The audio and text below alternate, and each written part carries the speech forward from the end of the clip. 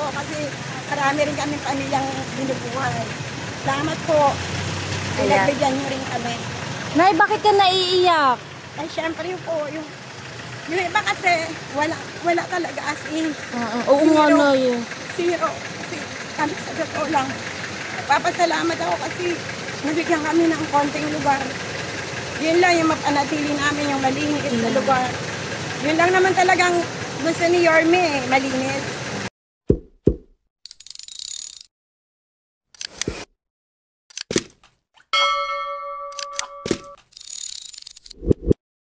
Ayan, at nandito po tayo ngayon sa may Ilaya. Sa may Ilaya. Ayan, ito yung kahabaan ng Ilaya. At kasama po natin yung mga kagawad na nagpapatupad ng clearing operation nga dito para mapanatili pong nasa tamang guhit po yung kanilang paninda. Ayan po, ito yung mga nasa Ilaya, marunong po sumunod itong mga to. Dati pa, kahit nung pinatupad po ng ating Yorme, yung hindi lalampas sa guhit. Ito talaga tong Ilaya, dati pa talaga sumusunod na to sila. Talagang ito talaga, hindi to mga pasaway yung mga nandito. Itong Ilaya, kasi matagal na ako laging dumadaan dito eh. Okay naman sila, wala namang problema sa kanila. Pag sinabi talagang bawal, okay yan sila. Kaya ito, hindi naman gaano kasobra yung kanilang mga paninda. Ayan, sakto lang naman. Pero minsan may konti, lumampas lang ng konti, ganun. Kaya ito yung mga kagawad natin na kasama natin. Barangay 7 po ito mga kagawad, para maglinis. Ayan sila na mismo yung may dala-dala na silang walis, may pangsungkit ng kanal, diba? Para tanggalin yung mga basura na dapat ay wala sa kanal. Ayun. Para pag in case na magkaroon ng ulan or bagyo, hindi po basta-basta magkakaroon ng baha dito sa Ilaya. Ayan, ganyan po kalinis or kasipag ang ating mga SK chairman, kagawad. Ayan, at dito lang po yan sa may barangay 7. Ayan, kaya nga natutuwa ako dahil dito nga sa barangay namin, okay naman sila talagang naglilinis sila. Tingnan nyo mga kababayan, sila na mismo yung nagkukusa na magwalis, maglinis dito sa may Ilaya. Dapat lahat ng mga kagawad, mga ganon, mga SK, mga chairman sa bawat barangay, dapat kagaya sa ginagawa nila na talagang nagkukusa silang maglinis or magtanggal ng mga kanal-kanal dito sa bawat barangay nila. Kaya yun yung nakakabilib. Dapat tularan din ito, yung mga ganito na ginagawa ng ating mga kagawad at chairman at mga SK dito sa may barangay 7. Ayan. Titingnan din natin sa ibang barangay kung ganito rin ba yung ginagawa nila. Alam nyo, sa totoo lang, mula nang umupo ang ating Yorme, talagang gumagawa sila ng paraan para maging malinis ang kanilang mga itindahan, ang kanilang nasasakupan, diba? Pero dati medyo wala kasing gobyerno, diba? At eto, nung mula nung si Yorme, talagang tulong-tulong sila nung bumalik po ang ating Yorme. Diba? Ito yung nakaka-proud. Si Nanay, tinan mo, kagaya sa kanya na. Nay, ano po yung masasabi nyo na yung mga kagawad at mga natin, SK, na naglilinis ngayon dito? Okay naman po. Maganda nga po yun eh. May kalinisan. Ayun. Ayan, Nay, ano po yung mensahe nyo kay Yorme? Mas lalo na sa ginawa niya na pagsasatapad ng mga pagtanggal ng mga kanal, tsaka paglilinis. Pabor po ako kasi malinis. At saka kahit wala pa siya, pag narinig na Yorme, ayun na yun. Alam malinis. Na nila. Kanya-kanya na pong linis. Ayan, mensahe niyo po kay Yorme, makakarating po sa kanya to. Yorme, salamat. Kahit pa paano, meron kaming lugar na pinagtitindahan, kahit pa paano meron din kami ang abuhayan, hindi kami inalis. Pananatilihin. Nay, baka pati ako Sige, Nay. Sige. Pananatilihin lang po namin ang kalinisan. Salamat po. Salamat po kasi marami rin kami pamilyang binubuhay. Salamat po. Pinagbigyan nyo rin kami. Nay, bakit ka naiiyak? Syempre po, yung Yung iba kasi, wala talaga as in. Oo nga Zero. na yun. Zero. Kasi, kami sa totoo lang. Papasalamat ako kasi nabigyan kami ng konting lugar. Yun lang yung mapanatili namin yung malinis na lugar. Yun lang naman talagang gusto ni Yorme, malinis. At saka yun rin naman po yung gusto namin, malinis. At makapagtinda po kami. Salamat po, Yorme. Maraming salamat po. Ayan, at sundan na natin yung mga naglilinis. Tingnan nyo, meron silang mga cart na dala para paglalagyan ng mga sinungkit nilang mga kanal, tsaka yung mga winawalis nila. Ganyan po yung Barangay 7 namin dito. Talagang tulong-tulong po sila na maglinis. Para naman pagdating na nagkaroon ng ulan, baha, ayan, makikita nyo talaga yung tulungan dito sa Barangay 7 na ito. Ayan, oh, ito yung lagayan nila ng ng basura nila. Ayan. Di ba? Ayan, medyo naiyak ako kay nanay kasi grabe yung pasasalamat niya kay Yorme kasi kahit papano sa dinami-dami daw na mga tinanggal na vendor, pero itong ang ilaya dito sa kanila is talagang nakakapagtinda naman sila. Kaya ang ginagawa nila, tumutulong na rin sila na maglinis or sumunod sa mga batas ng ating Yorme. Kasi at least, 'di ba, kahit papaano itong ilaya talaga ibinigay po ng ating Yorme para makapagtinda po ang mga vendor dito. Pero kailangan sumunod sila sa mga lines at panatilihin nilang malinis ang ilaya. Ayan. Kaya nakakatuwa lang din kasi napakasipag po ng ating mga kagawad dito, mga chairman, tapos yung mga SK, wala akong masabi kasi tingnan nyo, ang ganda pa ng kanilang di ba? Ang ganda pa. Talagang lagi nilang nilalagyan ng yan ang linis. Tapos mamaya, abangan nyo po, meron silang curfew dito mamaya. Bali, sasama po tayo sa pagsasatupad nila ng curfew na ibinaba na memo na ng ating Yorme. Ayan, ito po yung isa. Kanal.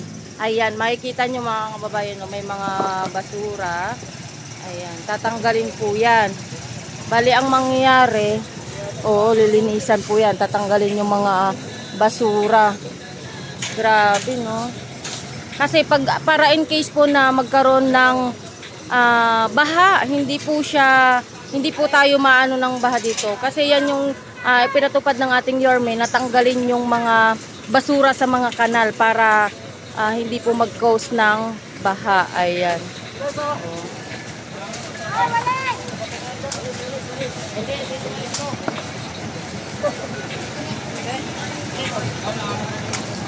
Dito tayo sa may kasi may music diyan.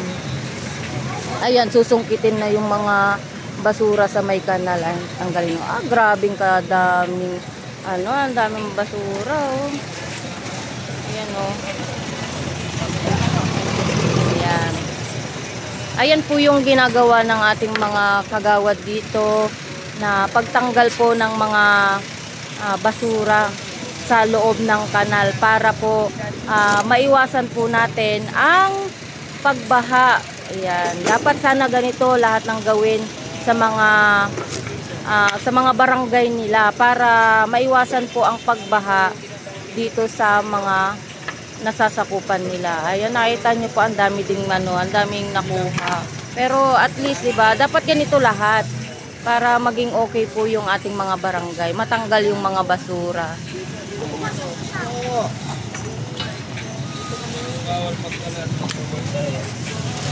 Oo, dapat nga bawal magkalat.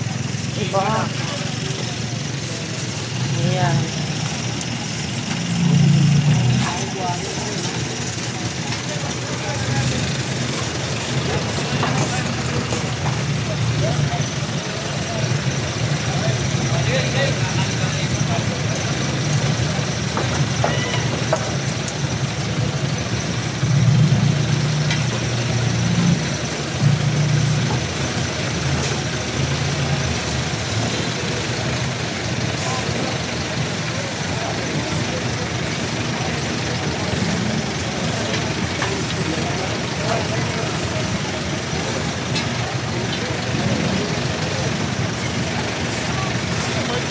Ayan, para maganda yung ginawa nila kasi para matanggal nga itong mga basura sa kanal para hindi po siya talagang magbabaha. Medyo kahit papaano mabawasan yung pagbaha.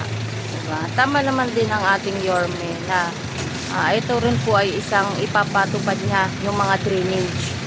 Diba? At ito naman syempre yung mga kagawad natin, mga chairman, tsaka yung mga SK na katulong natin ngayon or kasama natin ngayon dito sa pagsasatupad ng batas na ito na linisin ang mga drainage, magwali sa mga nasasakupan nila. Diba? Napakabagandang halimbawa po ito at sana gayahin din po ng ibang mga kagawad natin sa bawat barangay. Ayan. Tingnan mo. Diba? Sana lahat ganito.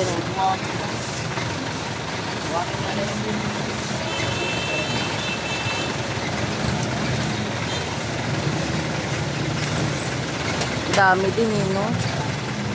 Diba? Pero hindi talaga mas yung grabe ang dami din mga kababayan.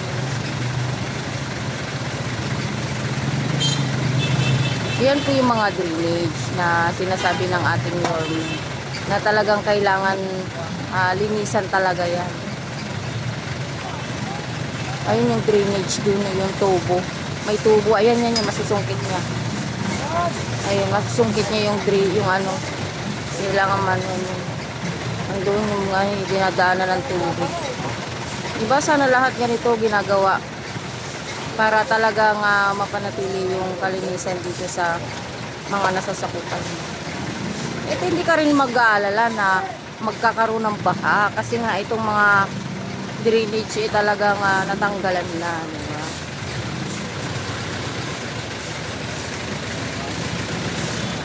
Dito lang po yan sa may Ilaya. Sa may Ilaya.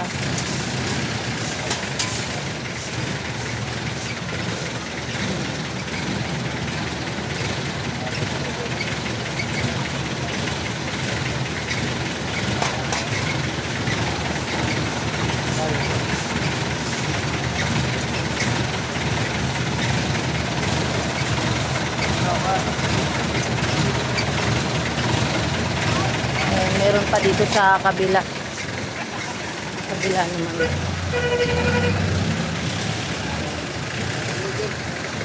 Ay, malaglag.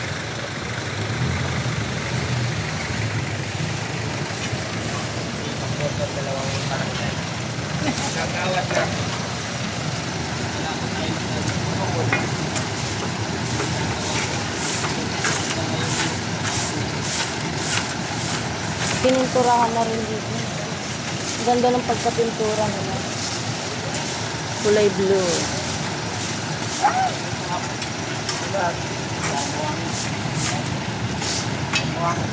Wala, okay. Okay yung drainage dito. Yan.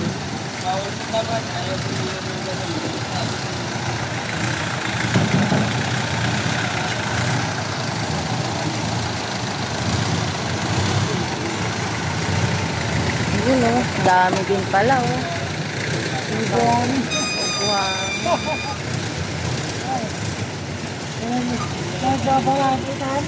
Oo. Kaya nga puro buhangin natunaw na ata yung nito.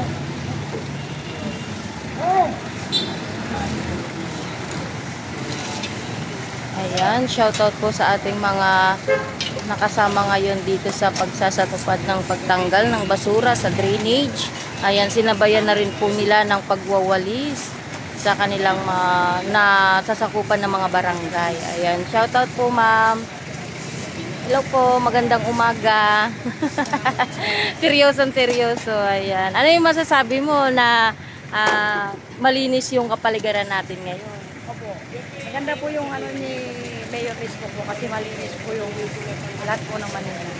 Ayan, pwede bang ano po yung mensahe nyo sa ating Yorme? Mayor, marami po salamat kasi ang Pilipinas po natin malinis po para malayo po sa sakit o nagpapasalamat po kami. Ano yung masasabi mo na nakuha na yung mga basura dito? Di ba nung nakaraan ang dami talagang basura? Kaya po maganda po yung ginawa ni Mayor Risco kasi po nangungupulat ng basura para malayo po sa akin, hindi po magkasakit po, ma'am. Oo, yun yung lagi niyang iniisip din eh, no? Yung sa sakit. Thank you po. Ayan, kasama natin si ma'am na naglilinis at nagwawalis dito nga sa mga barangay. Ayan.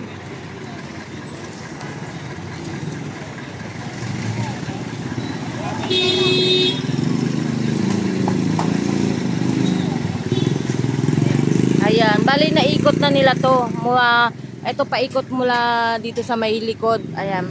Sa likod po nito, paikot na po sila ng ganyan. Tapos pag ganito sila sa may itong Ilaya, lahat ng drainage, tapos lahat ng napapaligiran nila talagang may kasama silang walis tsaka dustpan, lagay ng basura para maitapon sa maayos. Ayan, at least safe na pagdating na umulan, di ba?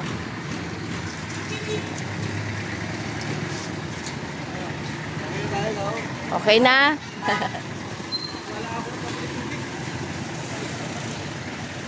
Ayan, tapos ayun oh, marami-rami din silang nakuha oh.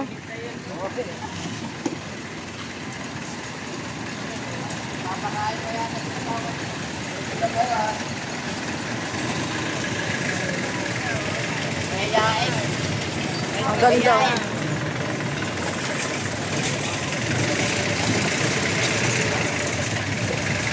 Ayan, tapos na. Ay, meron pa ba? Meron pa? Hindi pa naikot ka, no? Back? Hindi pa na. Hindi pa. Okay, meron pa.